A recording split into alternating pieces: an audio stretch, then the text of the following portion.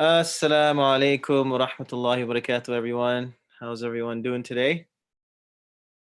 So, we are coming in on another odd night tonight, the 25th night of Ramadan. Once again, it could be Laylatul Qadr tonight. Um, so, we are on the 25th hadith as well. So, let's go right into it, inshallah.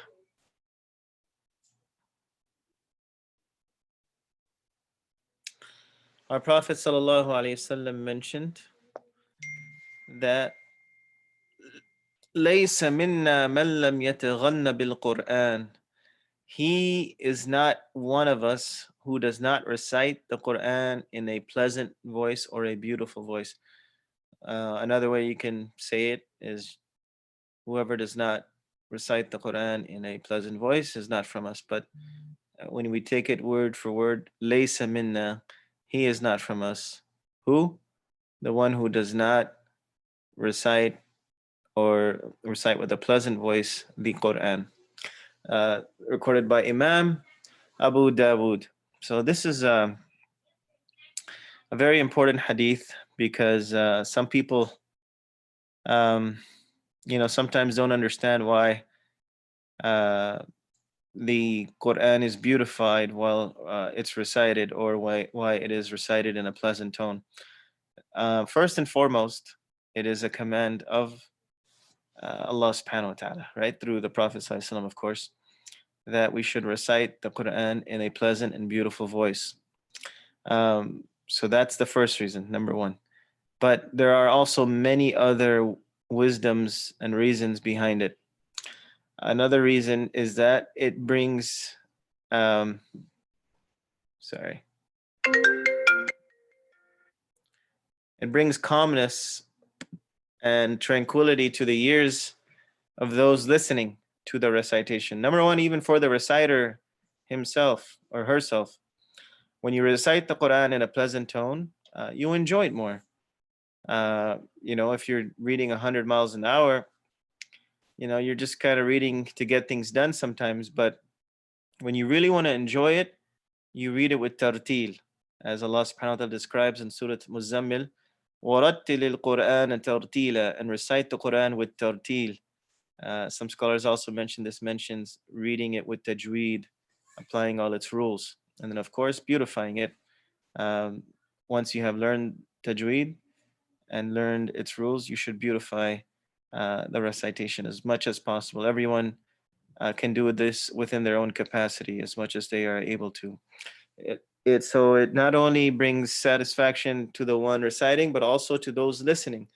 Many people have come into Islam, believe it or not, taken shahada when they have heard the recitation of the Quran. Abdul Basit was known to do this. Qari Abdul Basit, rahimahullah, who passed away already, but he is known for his mujawwad recitation. It's a very slow style of recitation, very powerful. You have to have a very strong voice, and you have to be able to hold your breath for a very long time. So he was able to master this type of recitation, and he did really well with it. And there were cases where, or stories where he recited to a group of non-Muslims, and many of them just became Muslim upon hearing that. Moreover, it also brings Muslims back to Islam, and that's something I can tell you, first-hand account. I know personally stories where people have come back to the masjid. They never prayed actually at all in the masjid, but once they heard a particular person reciting, they got connected with the Quran, and this opened up their path of knowledge and their path to the masjid again. It brought them back into the masjid. So it's a means of da'wah. It's a way of calling people to Allah subhanahu wa ta'ala as well. Now, the reciter of the Quran, though, as with any other good deed, they have to be careful of not doing it for the sake of showing off. We never do things for the sake of worldly gains and worldly praise. Um, we do it for the sake of Allah subhanahu wa ta'ala. It brings the pleasure of Allah, it brings yourself pleasure, and it benefits and pleases those also behind you. But we do it for the sake of Allah subhanahu wa ta'ala. And then there's so many other benefits that come with that. But shaitan will come to you sometimes, and he'll try to get you to do things just like this for other reasons, so that you may seek praise and you may be known as someone who does this really well, and that you have to seek refuge in Allah for, and you have to constantly renew your intention. um, there is a major form of shirk where we actually worship someone other than Allah, we associate someone, and then there's minor forms of shirk, and those are the ones that the Prophet ﷺ told us to be very weary of, be very careful of. And those are doing things for the sake of others than Allah subhanahu wa ta'ala. It is said, for those who do good deeds for the sake of other than Allah, on the day of judgment, it will be said to them, right in front of the people that they did those deeds for, it'll say, go ahead and seek your reward from these people. What are they going to offer you today on this day of judgment? And the answer is nothing. Anyone that we do things for outside of Allah subhanahu wa ta'ala in this life, and I'm talking about a good deed that should be done for him, they will not be able to compensate you. Absolutely, in this life maybe they'll give you a little something, maybe it's just a kind word, maybe they even will give you a monetary reward, but on the day of judgment they will not be able to provide you anything. Only Allah subhanahu wa ta'ala will be able to reward you. So seek his reward, because his reward is the greatest. And that goes with every deed, but especially with this, because for some, it gets, especially those with a good voice, it can get you carried away sometimes. So you have to always renew your intention. But for the common person also, for everybody, you have to make an effort to beautify your recitation as much as possible. And obviously this cannot be done if you're not reciting the Quran loudly. You have to recite the Quran at times silently, and then at times also it should be loud enough so you could hear, or loud enough maybe so that someone else could hear. It was from the sunnah of the Prophet ﷺ that he would ask the companions to recite the Quran. In fact, one narration, he asked Abdullah ibn Mas'ud radiallahu anh to recite the Quran. And Abdullah ibn Mas'ud looked at him and said, "Oh Allah, you want me, oh Rasulullah, you want me to recite the Quran to you while you are the one who it was revealed to?" And he said, "Yes, I like to hear the Quran being recited." And then Abdullah ibn Mas'ud went ahead and recited from Surah An-Nisa. In another narration, there was one person who was known to have the best recitation of the Quran.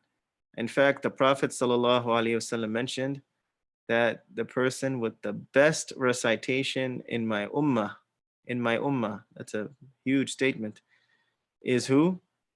A companion by the name of Ubay ibn Ka'b. Prophet ﷺ said, the person who reads the Quran in the best way in my ummah is Ubay. Moreover, the Prophet ﷺ once said, Allah ordered me to make you read the Quran, meaning Ubay. And Ubay once said, during this narration, he said, "Did Allah subhanahu wa ta'ala utter my name?" And the Prophet ﷺ said, "Yes." So he had a very high status amongst the Qurra. You could say the highest status. He was the best reciter of the Ummah. And then there were those that the Prophet ﷺ also praised for their recitation. Another one was Abdullah ibn Mas'ud.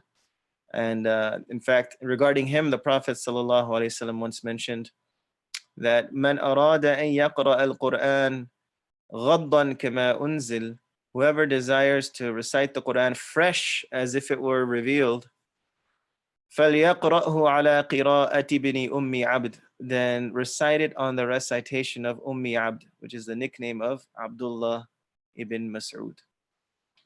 So, and by the way, these companions were young. They were young people.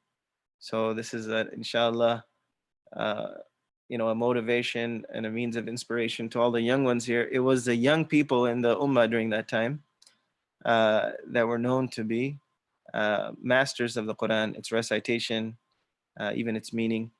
The young ones excelled in this. So For all the young ones out there, make sure, inshallah, you devote some part of your life to the Quran, learning it. If you can memorize the whole thing, alhamdulillah, that's one of the best things you can do in life. But if not, then at least memorize some portion of it with its meanings, and inshallah, try to teach whatever you have learned, bi'idhnillahi ta'ala. Um, More on the Quran. So as you know, this is the month of Ramadan. It is the month of the Quran. And there's really nothing better you can do than connect yourself with the Quran in this month. Shahru Ramadan, Shahrul Quran. And of course, we're used to listening to the recitation every night in Taraweeh prayers, but obviously with the quarantine and the shelter in place orders, we're kind of stuck here and doing it at home, but that's okay. Do what you can at home, pray what you can at home, and listen to the recitation as much as possible at home. We're doing our daily recitation in the masjid so that we can have a khatam as well. Today we recited the 7th juz of the Quran, and then we went into almost halfway of the 6th juz. 6th meaning towards the end, sorry. So that would be the 24th juz, and then into the 25th. So we stopped at the end of Surah Ash-Shura, and tomorrow we'll begin from Surah Al-Zukhruf, inshallah. And the plan is for this Friday to have Khatm al-Quran in the masjid. So meaning I'll be in the masjid ideally after this hadith session. We'll finish whatever is left of our recitation, and we'll have the Khatm al-Quran dua while I'm in the masjid, because I was doing the recitation in the masjid. So we should also have the Khatam in the masjid. So I'll finish the recitation Friday night, and we'll have a dua. And then on Saturday, we'll have our hadith competition, and we'll send you instructions on that very shortly, inshallah. Probably, I'm hoping by tomorrow or Tuesday, the latest, we'll have instructions for you on that. So we have a busy week ahead, but this is the finish line. We cannot slow down. This is the time to increase our ibadah, and especially with the Quran as much as possible. Allah subhanahu wa ta'ala has certain people on earth. He mentions in a hadith narrated by the Prophet sallallahu alaihi wasallam. The Prophet sallallahu alaihi wasallam mentions that Allah has certain people on earth, and they are His people, and they are closest to Him. Inna lillahi ahlina man fil ard, hum ahlullahi wa khassatu. Verily, Allah has His special people on earth. They are His people, and they are very close to Him, and they are very special. And who are they? Hum ahlul Quran. In another narration, hum ahlul Qurani wa khassatu. They are His people of the Quran, meaning those who attach themselves to the Quran. These are the people of Allah subhanahu wa ta'ala, and they are close to Him. So, try to make a connection with the Quran, inshallah, in this month. I remember when I was studying the Quran many, many years ago, memorizing it, I had someone within our class, a classmate. He was a neurologist, well within his late 40s, maybe early 50s during that time. And he would come with his son, who was 10 years old at the time, and they would come part-time every day, and then he would go to his clinic and practice. But he did this every day for many years, and until he finally finished the Quran, subhanAllah. So it is never too late. I'll always remember his story, because he was someone of older age, but he came with his own son, and they both memorized, and they both finished. And it was an amazing accomplishment that inspired many. And it just goes to show that doesn't matter how old you are, it's never too late. Even if you just make the intention and you constantly try to memorize every day, even if you happen to pass away, Allah subhanahu wa ta'ala will reward you as if you memorized the Quran. And of course, memorizing the Quran has great rewards. You'll be in a special status with Allah subhanahu wa ta'ala. And our Prophet sallallahu alaihi wasallam also mentioned those who master the recitation of the Quran, they will be with the noble angels. And for those who have difficulty but try, they try to read but they have difficulty, but they duke it out every time, they will have double the reward. And some scholars, they mentioned, there's two opinions on this. Some say actually they'll have double the reward, meaning double of the one who's not trying versus the one who's trying. But some actually go on to say that double the reward, meaning they will have more than even those who are with the company of the noble angels. Subhanallah. So if you have difficulty, but you persist in trying and you don't give up, Allah subhanahu wa ta'ala will give you double the reward, inshallah, of those who have mastered it because you never gave up. So there is a great reward for every single one of us uh, to engage with the Quran, learn its proper recitation with tajweed. This is very important. And then, of course, learn its meanings and its tafsir and try to apply it as much as possible and teach it to others too. The next hadith we'll learn uh, relates to that, inshallah. And I'll mention it today. I'll give you a sneak peek. But it's بَلِّغُوا عَنِّي وَلَوْ آيَةً. That will be the hadith for tomorrow, inshallah. So pass on information, even though it may be just a verse. Teach someone something. Spread the message, even though it may be a single verse. This is how knowledge is spread, how good things are spread, and how you actually end up forbidding evil by enjoining good, by teaching someone something good. So may Allah subhanahu wa ta'ala give us all tawfiq. May He make us amongst Ahlul Quran, those that devote themselves to memorizing, learning, and teaching the Quran. Someone is having a question here. Let's see, Alhamdulillah, IOK is having Khatam Quran. Sheikh Farhan Zubayr is saying same benefits of kind of what you're saying. Yes. MashaAllah. So I'm assuming they're having their Khatam right now. MashaAllah. That's great. Yeah. So you're going to see a lot of Khatams this week, actually, because remember, it's the last week. So some people might be finishing today. Some people maybe on the 27th, maybe on the 29th. We'll finish on the last night, the 30th night, Friday night, inshallah. And remember, Sunday is Eid, and Saturday will be the final day of fasting, which will also be our competition day for the 30-day, 30 hadith challenge. So today's hadith, once again, لَيْسَ مِنَّا مَنْ لَمْ يَتَغَنَّ بِالْقُرْآنِ. He is not of us, or he is not one of us, he who does not recite the Quran in a pleasant voice. Wahu Abu Dawood. So let's do a quick rundown, inshallah, of all 25 hadith.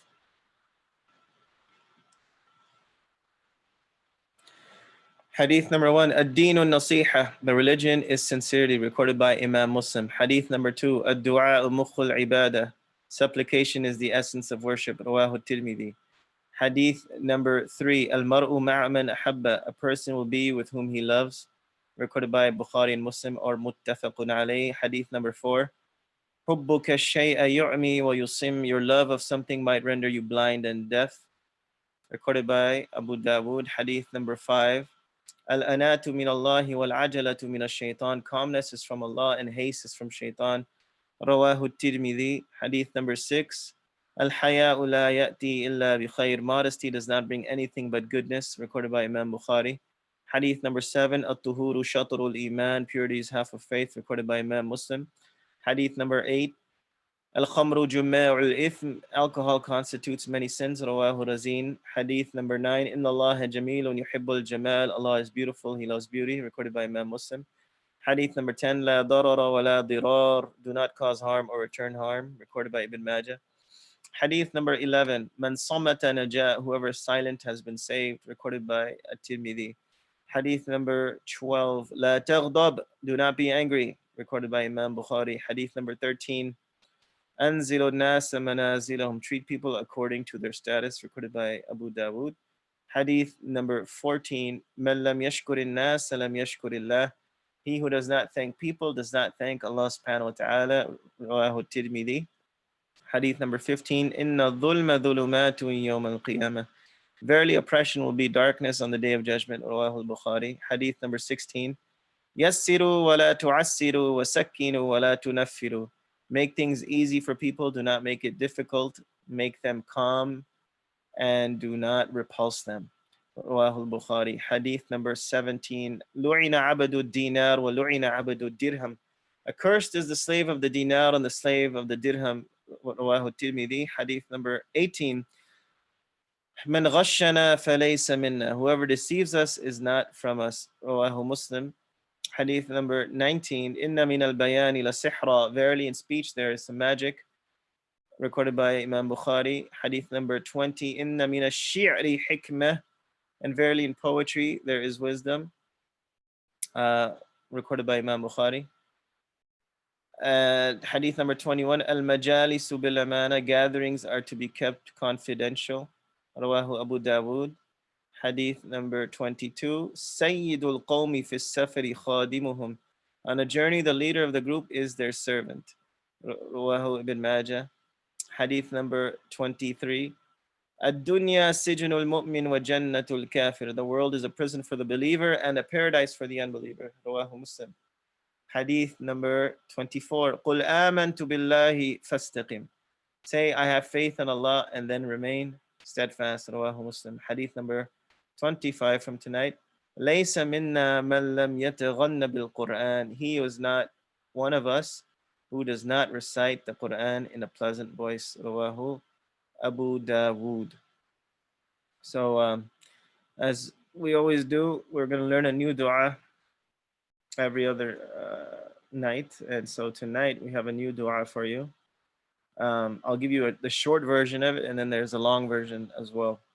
So the Prophet ﷺ once mentioned that ما من دعوة يدعو بها العبد أفضل or أفضل من اللهم إني أسألك العفو والعافية في الدنيا والآخرة. اللهم إني أسألك المعافاة في الدنيا والآخرة. In this narration. No supplication of a servant, there is no supplication a servant could make that is better than, oh Allah, I ask you for afiyah, for wellness in this life and the hereafter. In another narration, he mentions, Sal rabbaka al-afwa wal-afiyah fi dunya wal-akhirah. Ask your Lord for afwa and afiyah, pardon and wellness in this life and the hereafter. فإذا أعطيت العفو والعافية في الدنيا والآخرة فقد أفلحت.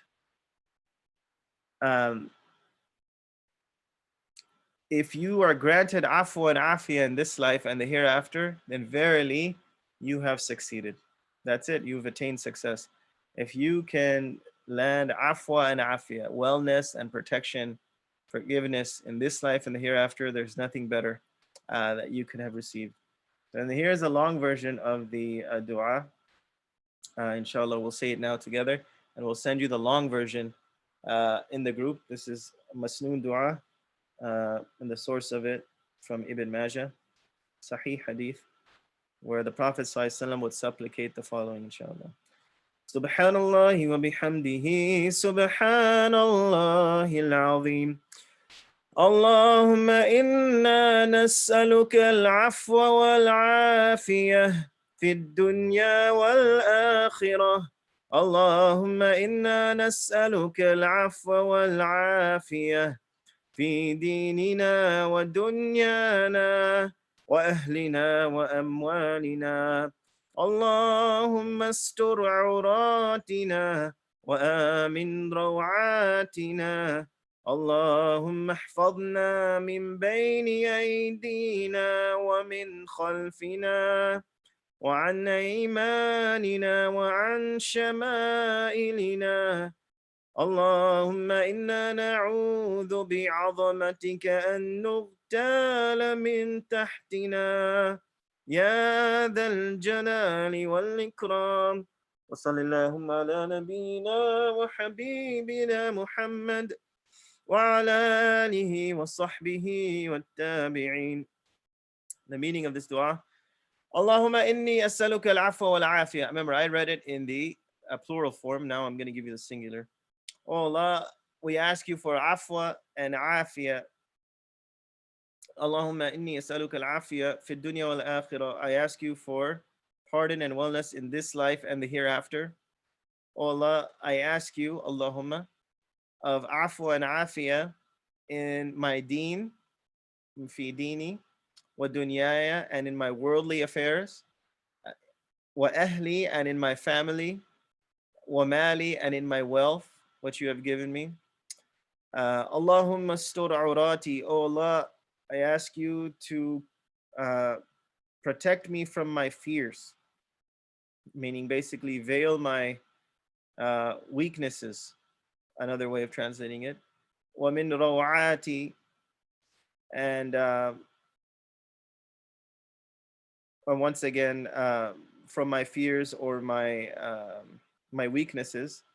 Allahumma stur awrati, actually cover my awra, is basically the part of our bodies which we should technically cover. But what it's also referring to, and what it could be referring to also, is our mistakes.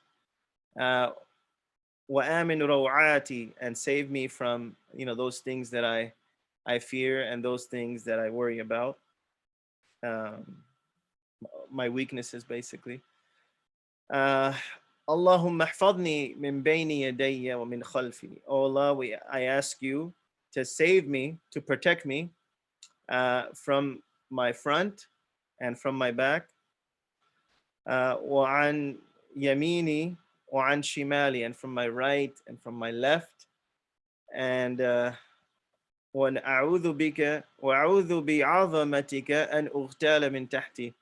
And I seek refuge with you, lest I be swallowed up by the earth, meaning from something underneath me. So you're asking basically Allah subhanahu wa ta'ala for protection from anything that could come your way, whether it's a punishment from the top, from the sides, from the bottom. As you know, I mean, people could get afflicted in many different ways. So you're asking Allah protection from every corner, and asking Him protection from every weakness, every fear that we have. And we're asking Him to once again pardon us and give us good health, good wellness in this life and the hereafter. So beautiful dua, we'll send you the long version. But at minimum, you can ask Allah for afwa and afia in these last 10 nights. And that's easy. You can memorize that right now as I say it. Allahumma inni as'aluka al-afwa wal-afiyah. Allah, we ask you for afwa and afiyah in this life and the hereafter. Fid dunya wal akhirah. You can at least say that at a minimum. And the Prophet ﷺ mentioned, there's nothing better that you can ask for in this life and the hereafter than afwa and afiyah. Because if you have received this, that means you have succeeded. Everything has been done well for you. You have received protection. You have received forgiveness. What else do you want? If Allah has forgiven you, if He has given you good health, He's put you in a good situation, then you can't ask for anything else, or anything better, I should say. So may Allah subhanahu wa ta'ala grant us all afwa and afia in this life and the hereafter. Ameen. And with that, we'll end tonight, and we'll see you tomorrow night for hadith number 26 at 9 p.m. Jazakallah khairan. Wassalamu alaikum wa rahmatullah.